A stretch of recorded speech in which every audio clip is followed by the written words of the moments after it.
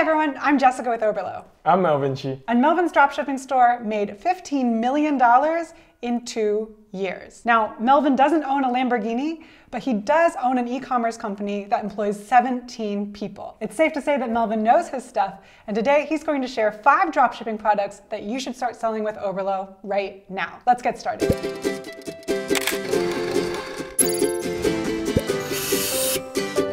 Okay, so Melvin, I know that our audience wants to get right into the products you would recommend that they sell, but I can't get over the fact that at $15 million in 2 years, you are the highest grossing merchant that I've ever sat beside. That's crazy. How did you even start dropshipping? Right, so my entire e-commerce journey actually started back in 2012, 2013, when I got to know about digital marketing, Facebook ads back then, and just, selling things online was just totally unthinkable for me, being back in, I grew up in Malaysia, I grew up in a small town that knew nothing about online selling, knew nothing about e-commerce, and selling things online just made me feel, so fascinated about the entire process of how you could sell a product from your hand to another user's hand is just totally, crazy. And what was your motivation for even getting into e-commerce in the first place? Right, it's so cliche and so funny at the same time, because I started e-commerce purely because I just wanted to make more money off my pocket money, because my parents I was still back in college, and my parents are supplying just sufficient amount of money to actually live by, but not enough to actually go on holidays and go on buy all these kind of gadgets that I like. So I started e-commerce as a part of something that I just want to make more money. You were thinking it would be great if you had $100, $200 extra a month or so? Yeah, at a point of time, I was just aiming for actually $200 a month. That was your goal? Yeah, that was my goal. On just $200 a month was sufficient enough for me to just eat anything I want at a point of time, and just being the kid with more money in a college. And I know that the last product we'll talk about today is a single product that actually made you what, $4 million? Yeah, close to $5 million. Oh my God, close to $5 million. But would you mind sharing the dropshipping niche that you got into? I'm just this ordinary Asian dude that knows nothing about female markets, and all the products that I've been selling actually has always been in the female markets. Beauty products, fashion products, anything between 18 to 24-year-old girls market. So, yeah. You're definitely not an 18 to 24-year-old girl, but that's exactly the market that you found success with. Yeah, exactly. I mean, I knew nothing about female fashion, female beauty products, but that was the kind of market that actually made the most success out of it in the e-commerce industry. Why do you think that you were able to find such success with that particular market? Right, because I started off with Instagram, and I started hanging around with Instagram pages that are, most of the pages are actually related to girls that are 18 to 24, and from there I could actually find out what sort of products that these girls resonate with, and from there on I kind of found what sort of products to sell them to as well. Cool, so you found this marketing platform that was growing, you figured out the type of people who were hanging out there, and then from there you started to figure out the kind of products they would want. How did you get from someone who wanted to make $200 a month for pocket money to a 17-person business? Honestly, it just came, something that I wouldn't be able to think of, because it just started randomly, and it just started growing, and of course, we Asians grow up with this mindset that money makes money, and we just keep throwing at whatever that was working. So at a point of time, the ads was working, whatever that was working, we're just scaling on things, we just double down on whatever that was working, and it just scaled on from that point of time, till where we are today. And now, where are you today? You're still in dropshipping, right? But you've kind of grown beyond that. Exactly. So we are still partially in, I would call it hybrid dropshipping. So in a way that we are still dropshipping, but at the same time we are selling our products, we are producing our own packaging, we have our own 3PL centers that run our entire processes and all. So in a way we are still in dropshipping, but at the same time we have improvised the way we used to dropship back then. Without further ado, let's get to your product recommendations in the women's fashion and accessories niche. Okay, let's do it. Whoa! I speak fluent sarcasm. Wait, is this one of the products that you would recommend selling? Yeah, it was actually one of the products that actually made a couple $100,000 back in 2016. You made a couple $100,000 selling this t-shirt. This t-shirt, exactly. I feel like I'm wearing money right now. So tell me why this t-shirt would sell. Exactly. I think anywhere from 18 to 24, any girls that would read this will actually be relatable to them during day-to-day conversation with their friends, actually. So this is something that your customer would actually say to someone. Exactly. Okay, how do you know that? So I hang out a lot around Instagram pages. There are like, funny pages, meme pages, all these kind of pages. And I think back then they were using a lot of the sentences around it that I found that, if you put it on a t-shirt, that would actually work really well. Some people might see a shirt like this, and because it's just text on a shirt, they think, well, they could just do this with print on demand. Why did you choose dropshipping over print on demand in this case? Yeah, to be honest, back then I didn't know what is print on demand because I was just starting out dropshipping back then, and I found this product on AliExpress that has the exact same sentence that the text that I want, and I just started putting it up on my Shopify page. And at a point in time, I just had one product. So honestly, just one product with 4 different sizes, 4 SKUs, and just started selling it on the next day. Really? So this was even like the only product that you had in your store at the time? It was the only product that I had on my store. Was this the first hot seller that you had? It is actually. Oh wow, does it make you nostalgic just looking at it? It does actually. Early days in e-commerce? Yeah. Now, one of the reasons that I bring up print on demand is I know that a lot of people who are trying to choose between dropshipping and print on demand are thinking about pricing and margins. Yep. And dropshipping usually lets you have better margins. Exactly.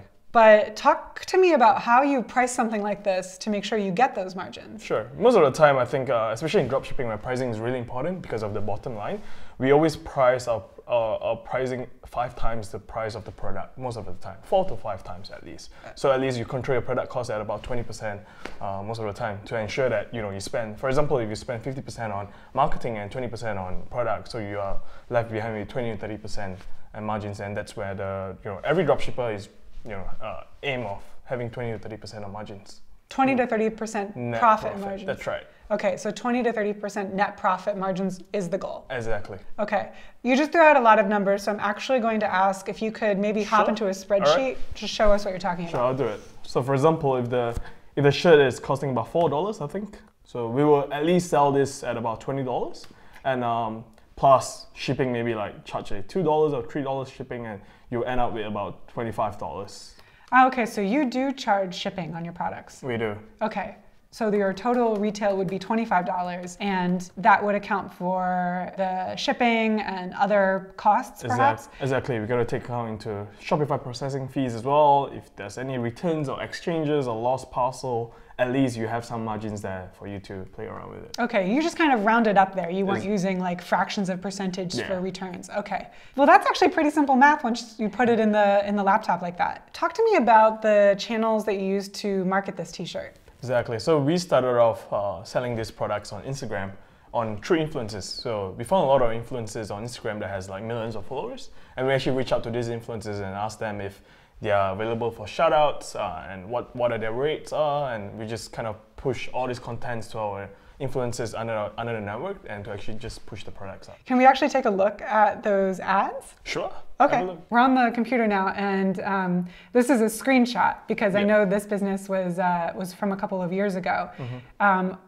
I'm really curious for you to kind of break down this ad for me. Why did this work for you? So I think the most important part of an ad is to actually provide a call to action on the ad itself. So we actually put a tag friends you know. So that's a way to actually encourage people that are seeing the ad to actually continue tagging their friends. Some of them could even tag up to 4 to 5 to 10 friends on the ad, and imagine the amount of organic traffic that we are driving from just one person to now you have 10 other people actually looking at the ad. Yeah. So that creates the virality in the product itself. Okay, now we're looking at another of your ads, but sarcasm only doesn't sound like an influencer. Is that the name of someone, or what is this account? Yeah, so it's actually not an individual. It's a meme page. Someone just randomly posts funny contents all the time, and this is actually one of the accounts that we actually reach out to promote our contents, and they actually have about 10 million followers at a point of time. So we reached out to them, negotiated a price point to actually post the contents up for a couple of hours for X amount of dollars, and we managed to get that sort of engagement on the ads. What engagement? I mean, 74,000 likes and over 5,000 comments. That's incredible. Yeah. So that was actually within 3 hours. So that was 3 hours of just pushing the ad out. In 3 hours, I think we sold at least $20,000 in just 3 hours. Whoa. One of the things that I love, I think this comment here really exemplifies what you're talking about, when this person is clearly tagging a friend and saying, haha, I need this, as a way to kind of start a conversation or relate to their friend by way of your t-shirt. Yeah, exactly. I mean, we get tons of content, we get tons of comments actually, just tagging their friends and just telling them that they totally need this. And I think the product itself speaks for itself, especially people are so relatable to the product that they start tagging their friends, they start tagging their schoolmates, and everyone's involved in the network to actually see this product. Okay, I think the viewers might be putting together the puzzle pieces though. If you started dropshipping as early as 2012, you were really one of the first movers on Instagram to do this. If a viewer started to dropship in 2019, what marketing channels could they start to explore that maybe haven't really been as exploited as Instagram? Of course, I think up to today, I think Facebook and Instagram is still the main platforms to actually push all these products out. But we gotta pay attention to new platforms like Snapchat, Pinterest, TikTok, especially when all these platforms are so fresh and at the same time there's not many advertisers in it, and that's where you can get cheaper impressions, you can get cheaper clicks and cheaper, just lower cost of acquisitions through platforms like that. Okay, so you're still using Instagram, right, for your businesses? Yes, of course. Okay, so there's still a lot of power there. It's far from over. Exactly. And maybe a good strategy would be to be on both, to do more expensive ads on Facebook and then lower cost of acquisitions for some traffic and brand recognition on another platform. Exactly, especially on new platforms when cost per clicks are so cheap, or it's a lot easier to do brand awareness. So we can actually do a lot of first layer audiences from all these cheaper platforms and then retarget a warm audience on Facebook and Instagram. Ah, yeah, really cool. Okay, great strategy. Okay, well, I'm going to change out of your best-selling t-shirt and let's move on to product number 2. Sure, let's do it. Okay, maybe you do speak the language of female shoppers, because I'm freaking out about these unicorns, sparkly, glittery unicorn slippers. These are incredible. But how on earth did you find this product? And this product cute? I think every girl between the age of 18 to 24 would fantasize unicorns. Or older than 24, yeah, sure. Maybe. But okay, how do you even discover something like this? Right, so I actually came across this product on Twitter.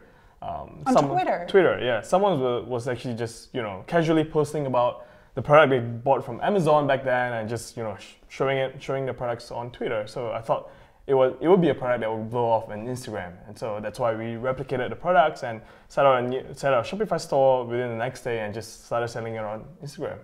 Okay, I've got a question about Amazon versus dropshipping. Let me just put these down first.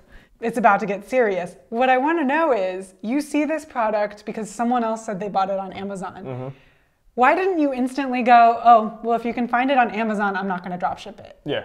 So at that point of time, I think I looked up on Amazon and there wasn't a lot of ratings on Amazon. So that actually tells me that the product wasn't a winning product back then. So no one actually had, at a point of time, no one actually pushed the product at a scale that everyone has unicorn slippers. So that's when I noticed that there's the opportunity there, and that's when we capitalize on the opportunity. Ah, really interesting. So just because someone has bought on Amazon and talks about it, you knew that's not the only proof that something is completely saturated. Exactly. You did your research and you saw, okay, there's not a lot of reviews, so there's still opportunity here. Exactly. Okay. And of course, with dropshipping, we can test any products overnight. So literally just scrape off some contents on Facebook, Instagram, or Twitter, and then we just put it together and just push it out on Instagram, like how we push every product out. And that's when we started seeing all these signs of success that we realized that this is actually a winning product. Yeah, okay, so just because you have a hunch, maybe something is saturated, maybe it's not, you can always see for yourself. Exactly. Cool. But another thing related to seeing the product on Amazon, if it's on Amazon, then you know there's probably more than one supplier of this product. One thing dropshippers are always asking us is, how do you find a reliable supplier? What's your methodology? Definitely, I think to be honest, even up to this point of time, I think looking for reliable suppliers is a big challenge to, I think, any dropshippers in the world. They are not too sure about which supplier is actually reliable or honest or even not honest as well. So I think one of the metrics I look at is really to go on AliExpress and look up, let's say, unicorn sleepers, and then I'll sort most of them by orders.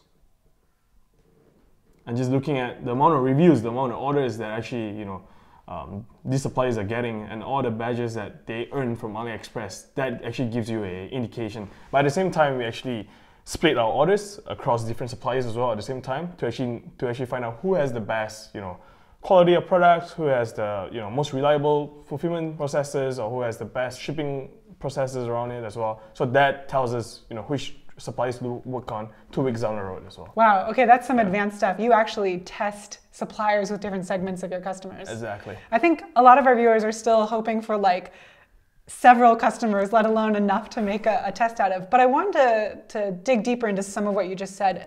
When we're looking at, is this what you mean by badges? Exactly. So these are the badges that these suppliers earn from AliExpress.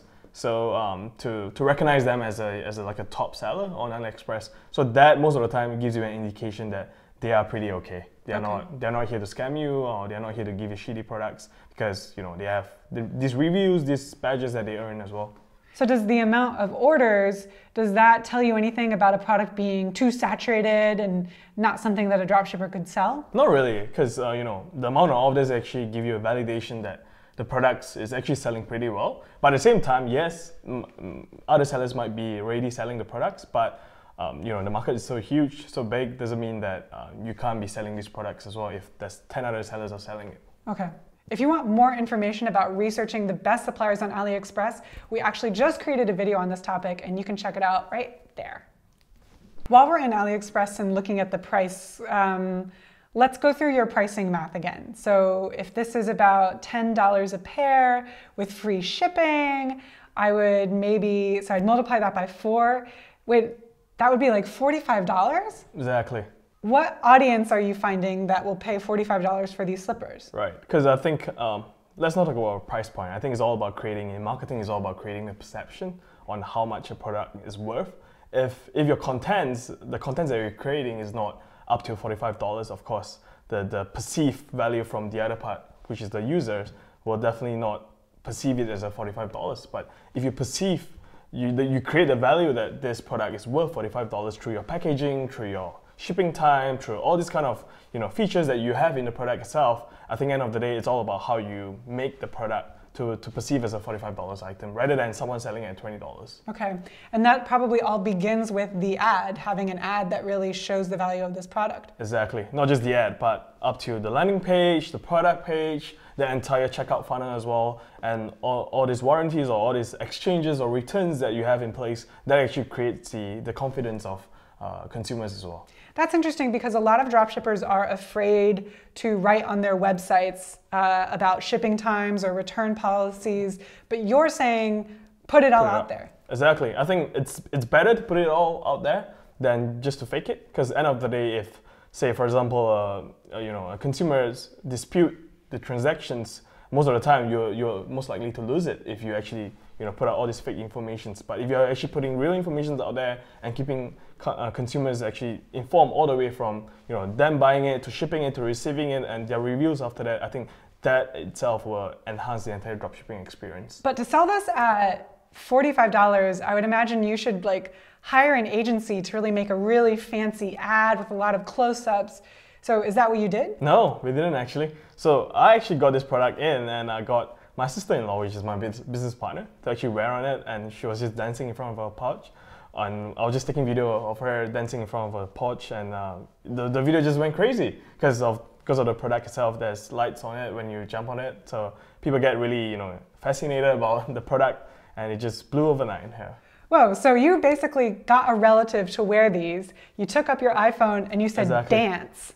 And then you had an ad that made you lots of money. Yeah, and it's even more hilarious when you see the video of it. That I created a video with a free video maker on App Store, and you still have that logo on the bottom that says "made with" whatever it is, and it just went crazy. Holy cow! Yeah. Oh man. Okay, so how much of dropshipping success do you think is about the right product versus the right advertising then? I think it's a combination of everything, to be honest. It doesn't take, it doesn't mean that your ad has to be good and everything else works out. So it has to be from ad to your landing pages to your product page, the entire experience. Mm-hmm.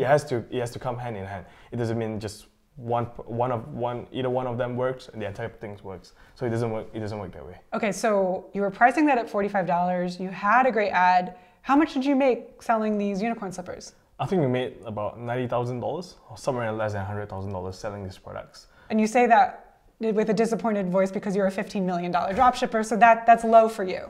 Yeah, it is.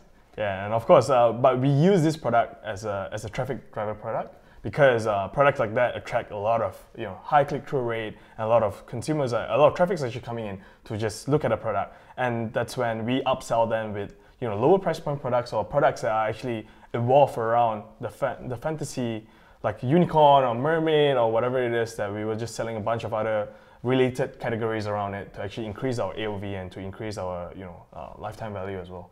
Really interesting. So maybe if a dropshipper is testing out products and they find that one of their products gets a lot of traffic but not a lot of buys, that could be an argument for saying just keep driving that traffic, but add more products to your store. Exactly. It's okay. It's totally okay to actually break even on your traffic driver product, but improve on your funnels, improve on your upsell, on your cross sell, and all these funnels that actually will increase your average order value, and that's when you actually make money off it. Okay, I think we're ready for the third product. So I'm not sure what this is, but let's just kind of like unfold it, and we see it expands, and it's just a disc.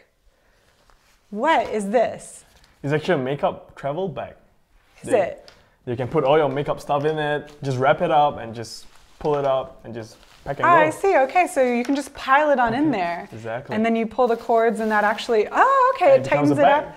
Wow. Okay, and then that's a great way because no woman is actually that organized with her makeup. Exactly. She just dumps it all in a drawer. I get it. This is brilliant. Just like my girlfriend. Does she do the same? She does the same thing. Is that how you got the idea for this particular product? I came across these products on Instagram as well, and I think I was just browsing on Instagram, and I saw someone was posting this product as a consumer, just saying how great this product is, and I literally showed it to my girlfriend, and she was like, "I totally need this," and that's when I knew that I probably could have found a new winner. Yeah. Okay, I need to know about how you research products. Let's talk a little bit about that. You were browsing Instagram, sure, but how do you find these Instagram accounts or these blogs that give you all these product ideas? Exactly. So it's ironic that I actually follow a lot of female bloggers, a lot of makeup artists, a lot of female influencers that are just talking about products all the time. And I think most of them are talking about beauty products, fashion products, and that's when I started to have an interest on products that would sell to this group of female, anywhere from 18 to 35, to be honest. So that's where my target audience is, and I always work off from not just from the product itself, but I always work out from the audience that I know the best. So rather than the products that I'm ready to sell them to, but I find out products from the audience itself. What do they need? What sort of products are in trend, and I bring the product to them instead of them seeing the product the other way. Okay, so would you advise dropshippers to find a niche and really get to know it first, and then look for a product to sell? Because we sometimes talk about doing it the other way around. Yeah, exactly. So I think both way works. I wouldn't say one way or the other way works better. It really depends on how well you know the product or how well you know the audience. And for instance, I know the audience better than the product, so I figure out the kind of audience I really know, and then only bring the products that would be relatable to them. And in that way, that makes my selling process a lot shorter and a lot easier for them as well. Okay, so you really know the women's fashion and accessories market, but you probably get product ideas all the time. How do you decide on trying out one product versus another? Exactly. I think validating what kind of products to sell is actually very crucial in finding the winning products. So I actually use Google Trends to actually find out how trendy is the product, is there a lot of people tweeting about it, is there a lot of people Googling about it. Let's look it up. Travel makeup bag. So this is the surface of it. So we can actually see that there was a hype about the product here back in November 2018. That was during the Black Friday week. So people actually, and that's also a period of time when people are starting to travel for Christmas, and that's when you could see the spike in this side of things, and the trend just dies down here, and the projection of the next few months is actually going to be upward. So I think I use Google Trends to actually figure out whether the products are is it a past winner or is it even a winner? Is it products that are going to sell or going to make me money? Do you use any filters here? Like, would you only look at the US and only in the past 12 months, or would you go deeper? I'll go, of course, the past 12 months give me the most information, whether someone has already scaled this product to millions of dollars or not, and I'll look at small indications like, the cities that are actually looking for these products, what sort of keywords, what sort of related topics that they're actually looking at, and these actually gives you a lot of hints on where do you look for these kind of audiences, and it actually relates you to a lot of different websites, blogs, and all these influencers that are talking about the products. Oh, okay, I look at this and I think, okay, it's probably makes sense that it's about to trend upward because you get into spring vacation and summer vacation travel in the warmer months that are ahead. Exactly. What else would tell you that this makeup bag is a winning product? Exactly. I think there's a few metrics that we really look at, especially on Google Analytics. So the bounce rate on Google Analytics, the average duration per session, the add to cart rate, the page views, and all these indications actually tells you whether if a user is actually engaged on the product. So for example, add to cart rate on Shopify itself, it actually tells you that if people are actually adding to their cart. So anything that I see above 10%, I would say it's a potential winner that has a potential to be to scale these products up. And especially on Facebook, we look at click-through rate. So that's a really important metrics that we look at. So if you have a high click-through rate, meaning that people are actually really engaged with the ad that you're pushing or the products that you're pushing, and that gives you early indications that you can actually scale on this ad. Okay, I'm going to pause you there because you mentioned 3 different platforms and analytics. Okay. and I think that was all great. I just want to touch on a couple. So first, Yep. You talked about Google Analytics, and for viewers who don't know, you can very easily paste a little snippet of code from Google Analytics into Shopify, and then you'll have access to a lot of Google Analytics data. So Shopify Help Center has all the information you need to do that. It's free, and then you've got all the metrics that you were just talking about. The Google Analytics bounce rate, what is that? Right, exactly. So bounce rate, it's when someone lands on your landing page and they bounce off right away. So that means that if, let's say, you have a 50% bounce rate, 1 in 2 person that comes to your website actually, without browsing on your website, bounces off to some other websites. So that actually tells you that you need some work to be done on your landing pages to lower down your bounce rate. The lower bounce rate it is, the better it is for your website. Okay.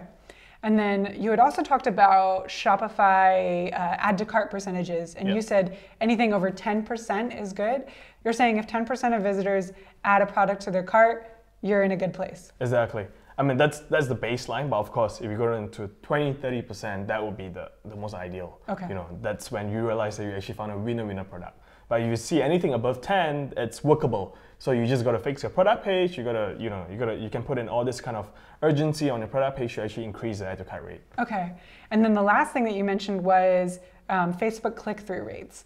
Is there a ballpark figure that you look for when it comes to click-through rates? Exactly. I think the industry average is about 1%, but you can see anything like 3 to 4%, which is 3 to 4 times of the industry rate. That tells you a lot of information that people are actually very interested or engaged with your ad. Yeah, so your ad is definitely working. Exactly. But I guess the whole puzzle for dropshippers is you might have an ad with a 4% click-through rate and then a 50% bounce rate and a low add to cart ratio. So it's all a matter of, okay, what's the problem to solve here? Is it the landing page or the ad or what, right? Exactly. So I think finding a winning product, it's not easy or not tough at the same time as well, but I think figuring out which funnel to actually look into, which pockets to actually look into, it's really important. So if let's say you have no problems on Facebook side, then there's problems on your Shopify funnels, then figure out where is the problem and fix the problem. Okay, this is really cool. I'm definitely taking that makeup bag with me. I'm dying to know what your $4 million product is, but before we do that, let's move on to product number 4. Sure. So this next product is an LED makeup mirror. And this is actually a product that we've talked about in our blog and in some of our videos as being a trending product. But walk me through why you think this would be a great dropshipping product. Right, exactly. I think for any female that look at this product, they would think that this is a huge problem solver for them, especially if you are in a room that has dim lights or a room that doesn't have enough sunlight even for your makeup. So this product actually enhances your entire makeup experience to make girls of course makeup to look better for themselves, right? So of course, these products solve the big problems for them.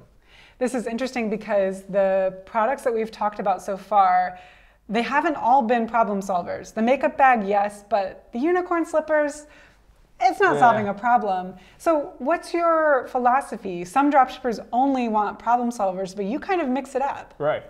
Like I said previously, I literally sell any products that will work according to my audience, right? So I figure out that I know my audience really well, that whatever products that we can fit into the market that will literally work for them, I will do it, I will sell it.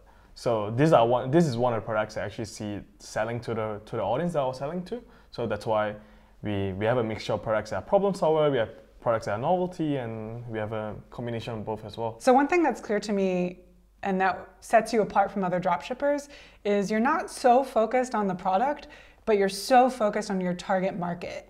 And you just study women between the ages of 18 and 24 and their buying habits and what they want, and then from there you start to decide on the products to sell. Exactly. But I want to know then, how do you get to know this target market really well? What are the pages that you look at? Exactly. So for example, one of them is Beauty Insider.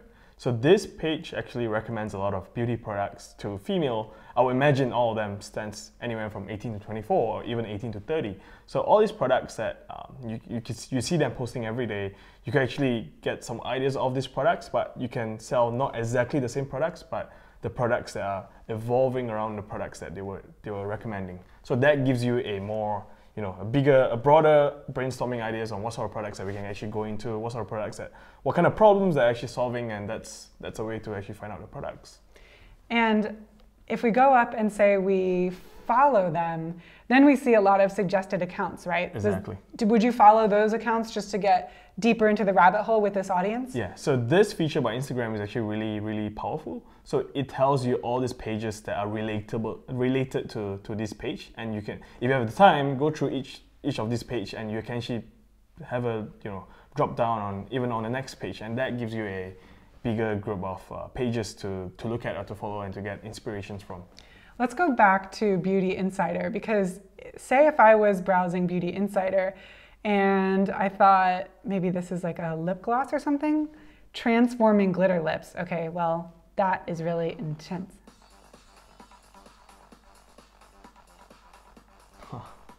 Wow, okay, so this lipstick gets more glittery as people pucker their lips together. Exactly. Where do you go from there? Do you just start selling it because you saw it on Beauty Insider, or what more research do you do? So I'll look at the comments, of course. Look at the engagement, look at the views, look at I'm sure that if they post on Instagram, they'll be posting on Facebook, they'll be posting on YouTube as well. Look through all the comments, look through what people are talking about, and I'm sure there'll be some people that put out some brands or some products that they actually have seen similar products like that, and from there on you can actually have your deeper research on what are other products that will be similar, to this product. Oh, okay. Looking at the comments, I see some that say terrible product. So we've got some feedback there, and we see this kind of dialogue that goes on. Exactly. But then we also have, how can I buy? Where do they sell them? So if you were a brand, would you jump in there and comment, or would you just use this as intelligence?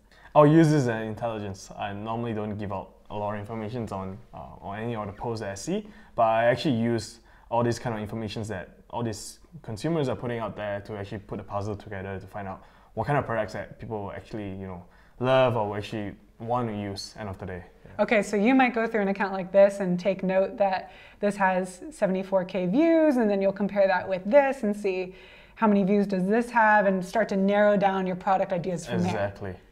Do you use any sites besides Instagram to do this, or is this your main portal? So Instagram always be the channel that actually funnels all these ideas, and then I'll look up on YouTube, I'll look up on Facebook, I'll look up on Twitter, and see what people are actually talking about. I mean, if you have a product in mind, then it'll make things a lot easier for you to just go and figure out if people are actually talking about that product on all these platforms, and see what kind of feedbacks they are getting on the products. Okay, and before we move on to your $4 million product, let's talk price with this product. So this is priced, there's quite a range, I guess, depending on how many pieces that you buy, but let's say it's about $5 with free shipping to the US via USPS. Actually, this is great because it seems like it has a US factory here. Would you price this at, I bet I can get this, 25? Exactly. All right. I'll put it anywhere from 25 to 30.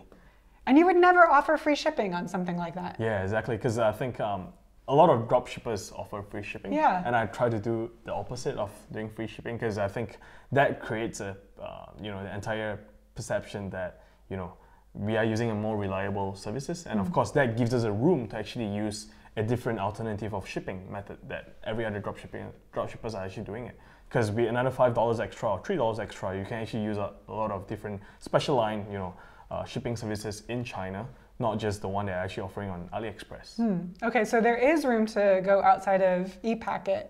I guess the important thing would be to test that yourself, order your product from different shipping options and see what happens. Exactly, and if you build a relationship with the suppliers on there, I'm sure they have different alternative of shipping methods as well. And that creates a competitive edge over any other dropshippers out there. Yeah, definitely. Really cool. Okay, I think we've waited long enough.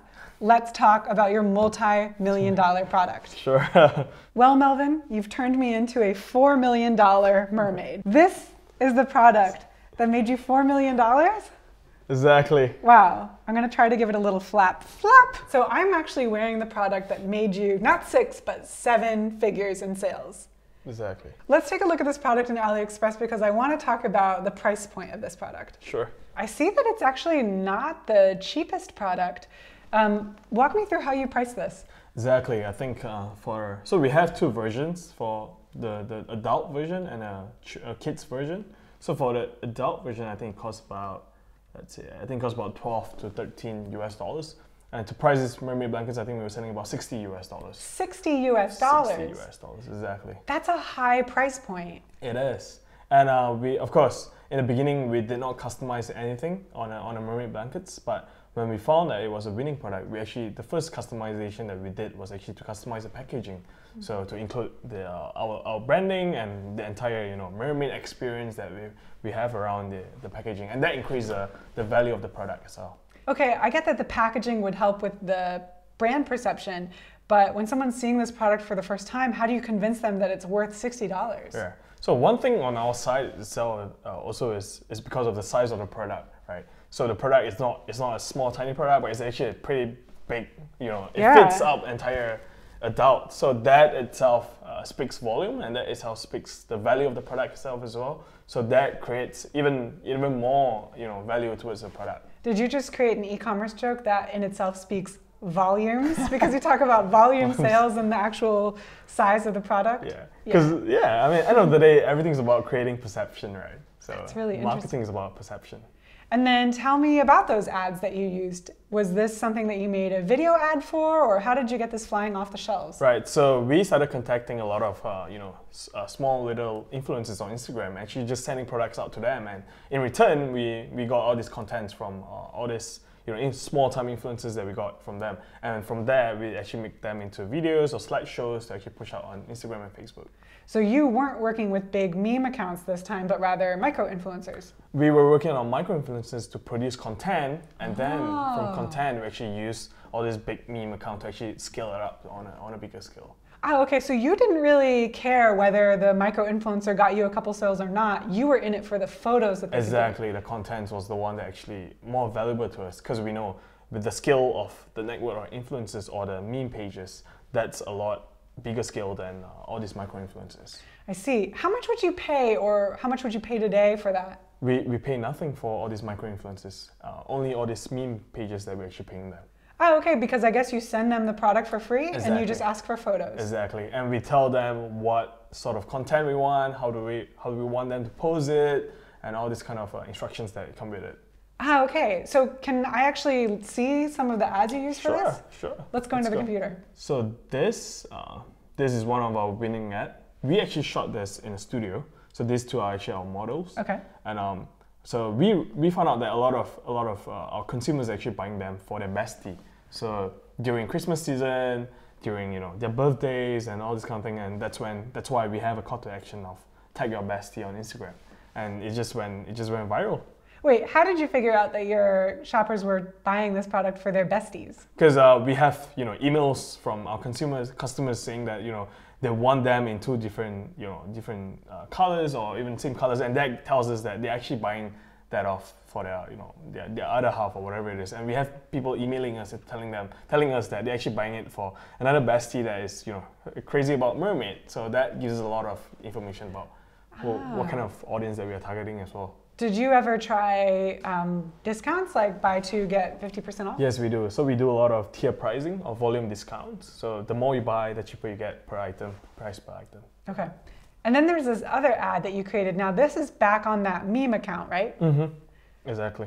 So you were still working with some meme accounts, but you just weren't working with these meme accounts for content. You had already gotten a picture like this, I'm assuming, from a micro-influencer? Yes, all these photos are from customers or micro-influencers. Ah, okay, so you're really working with two sets of people on Instagram. You're working with micro-influencers for original content, and then once you have really original great photos, then you reach out to meme accounts and pay to promote those great photos. Exactly. That is a really cool advertising model, and it's not one that I've heard about before on this show. I think it's one of the ways to actually have the shortest time possible to actually create the most content. I think what we were lack of was really the people to go and instruct all this, video shooting or photo shooting to produce all this sort of content. So we figure out, why don't we just do everything online, and getting in touch with all these micro-influencers and all these meme pages are all done through online. So that was the easiest way to actually do it. Wow.